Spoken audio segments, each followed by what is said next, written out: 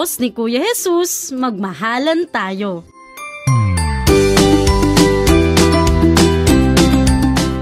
Ang mabuting balita ng Panginoon ayon kay San Juan.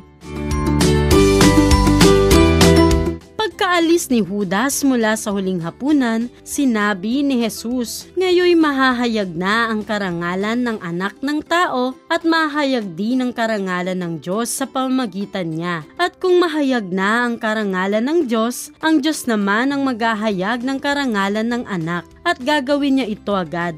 Mga anak, kaunting panahon na lamang ninyo akong makakasama. Isang bagong utos ang ibinibigay ko sa inyo. Mag-ibigan kayo. Kung paanong iniibig ko kayo, gayon din naman mag-ibigan kayo. Kung kayo'y mag-ibigan, makikilala ng lahat na kayo'y mga alagad ko."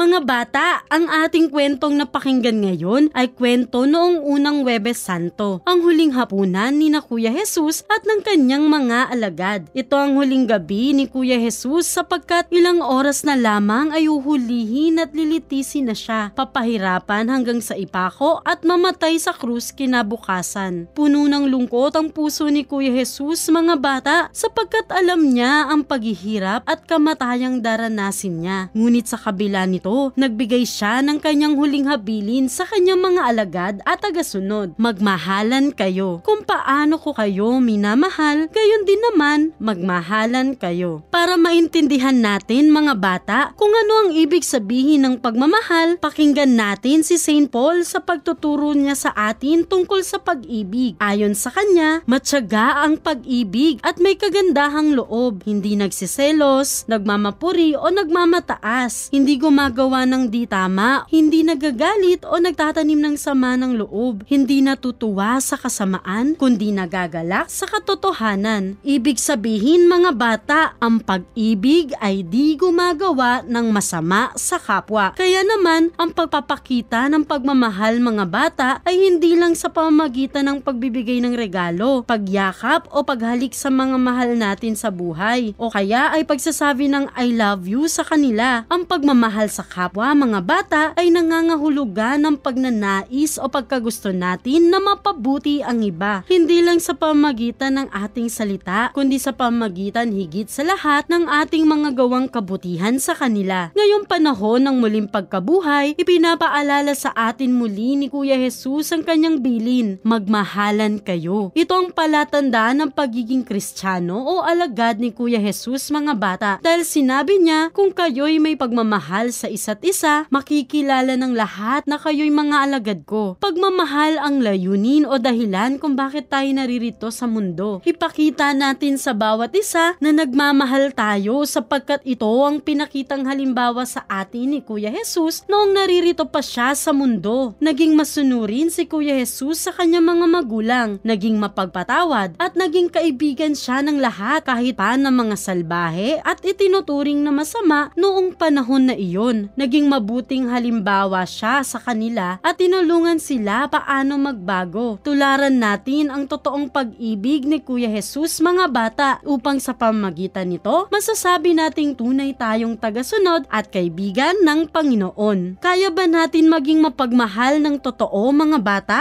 Ang sagot, opo. Kung may mga pagkakataon na hindi tayo nakakapagpakita ng pagmamahal sa ating kapwa, huwag tayong mag-alala. Manalangin tayo kay Kuya Jesus at ilagay natin ang ating tiwala sa Kanya at hayaan natin siyang magturo sa atin kung paano maging mapagmahal tulad niya.